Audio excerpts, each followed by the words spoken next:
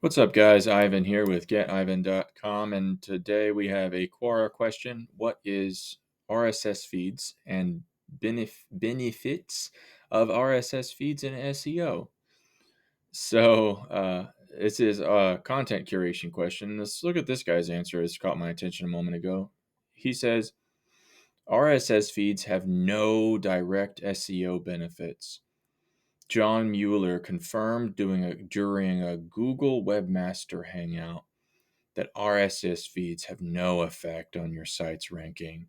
However, you can use it to help search engines index your site faster. So this guy's like, RSS feeds don't do anything except help with indexation, which is something. Like indexation is definitely something. So I don't know why he kind of contradicted himself there. I guess he's trying to say no direct SEO benefits, like you're not gonna, get things juicier or whatever. Who knows?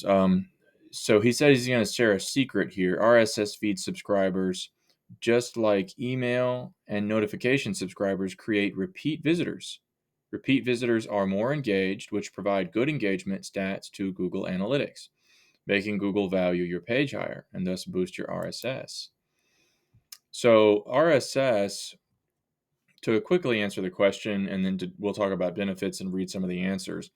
An RSS feed is a way of structuring the data using a protocol that is just very common. It's widely accepted by a variety of sites. There might even be an RSS feed here on Quora, but an example of one that I could show you. Pardon me. Let me. Why does this look like this? Let me close this out. I have a page here. Let me open another tab. So a couple of my syndicators that I recently had to reconfigure for my own website were for Tumblr and for Blogspot. So inside of my Tumblr theme, I have a really basic syndication feature set up. Every time I publish a video, it pushes into a Tumblr feed, and then it also has links going back to the video and to I think the links go some place here for probably just for the video links. But if you look down here, there's a sitemap link and there's an RSS link. And so they're really kind of similar. The sitemap is a certain way of structuring content in an XML file, which is usually how the search engine prefers to read data, and it's probably the fastest way to read uh, site links. So it makes it faster scraping the content for a site. And then RSS feed is kind of similar, except that you can see the RSS data has a lot of other criteria. You can see categories, and it's a way of structuring content that allows data to be curated in various places. And so, contrary to what this dude is saying, I have seen RSS rankings, happen. I've incorporated some of those kinds of things, but I've never gotten any kind of massive scheme going to where I'm ranking for a bunch of things with feeds. But I have some buddies who have had some complicated systems where they import RSS feeds and then they have something else like do a scrape or like a spin of content and then push it out into some web page somewhere, and it does achieve lots of rankings at scale. It's kind of complicated to set up things like that. So, contrary to what he's saying, where John Mueller says it doesn't do anything, that's not exactly true. Like, if and I've even seen big brands um, pushing pushing syndicated news stories, right? And their pages are ranking, and I've even been on webinars. I'm pretty sure I've been on some webinars where they've talked about that, where they've talked about like what they still might rank because if there's some sort of like proprietary commentary, they still consider that to be unique content. So if you have even one sentence that's different on that page where you've syndicated content, you have something that's proprietary for the search engine. So it is possible to rank syndicated content, and a lot of news content is that's essentially what it is. It's syndicated, and then somebody does a really quick commentary on it. I mean, that's essentially the spam of the web. That's what trending topics are. People talk about things that are trending, but it's essentially just regurgitation of the same junk over and over, right? That's basically one of the benefits of RSS feeds for SEO. Um, and there's a way to programmatically automate that, but it can be complicated, and it's certainly messy. It's not easy to make clean, quality content using a system like that. Um, but again, I've seen people do it, like creating scaled content and then going in and figuring out, okay, which rankings are doing better than others. Let's go in there and let's edit the content and see if we can improve those rankings for those areas.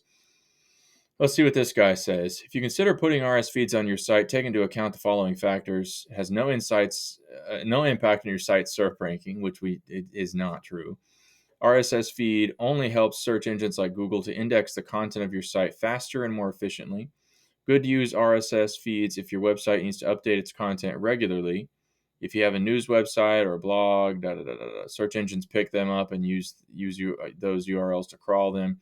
RSS feeds may result in some other sites building free links to your content, may result in repeat visitors to your site, which will boost engagement metrics and the value of your pages in Google's eyes.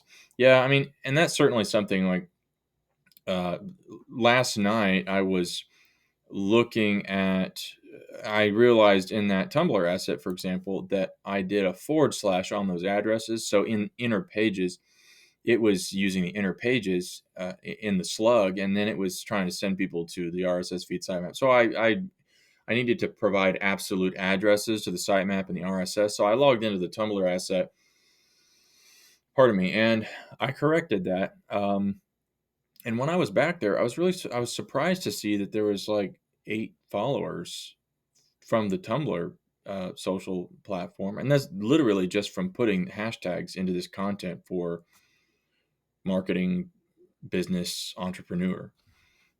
So just syndicating the content essentially, which is RSS function, using IFTTT, syndicating that content from YouTube into Tumblr just to do the video and maybe a link. That was actually bringing in followers. So I might see if something like that can be done to Instagram. I don't think it can be automated to Instagram. They're real harsh. Sometimes over here on Twitter, uh, syndications from YouTube, which is essentially an RSS functionality, right? That will result in likes and things from the hashtags. So saying I don't know about Facebook. I haven't checked Facebook recently, but yeah. So RSS is just a way of syndicating content uh, in a convenient manner, and I use it to syndicate to social profiles, and also it goes into like a mailing list utility that sends out a mail every week if 10 pieces of content have been created. So yeah, RSS technology is pretty cool. I mean, it takes a lot of infrastructural utilities. Like I know if you want to be really maniacal with it, one of the probably the best tools you could use is not it's not you could use Zapier, but it's really expensive. What's the other one called? Integromat. Integromat is really cost effective, and it has a lot of connections. And so if you really wanted to get creative with it, you could pipe content from something like every time you did a YouTube video, then you could feed it through some sort of like article creator, then you could feed that through some sort of spinning utility or something like that, and you could feed that and pump it out into a bunch of social profiles or into different websites, and you could create branches so that it creates automated content and spins and pushes out to all kinds of different assets. I mean, there's all ways you could get maniacal with it, but essentially the RSS system is a way for you to syndicate content between platforms, and that's essentially how it's used in SEO.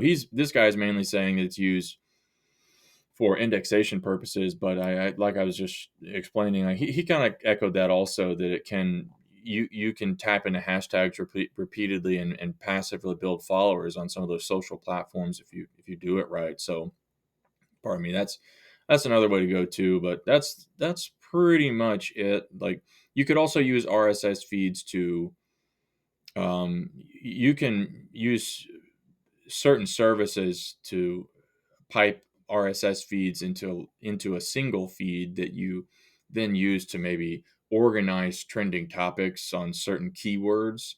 And so you could use it for keyword research or trending topic feed. Google has, it gives you the ability to save trends and feeds and things like that to some degree.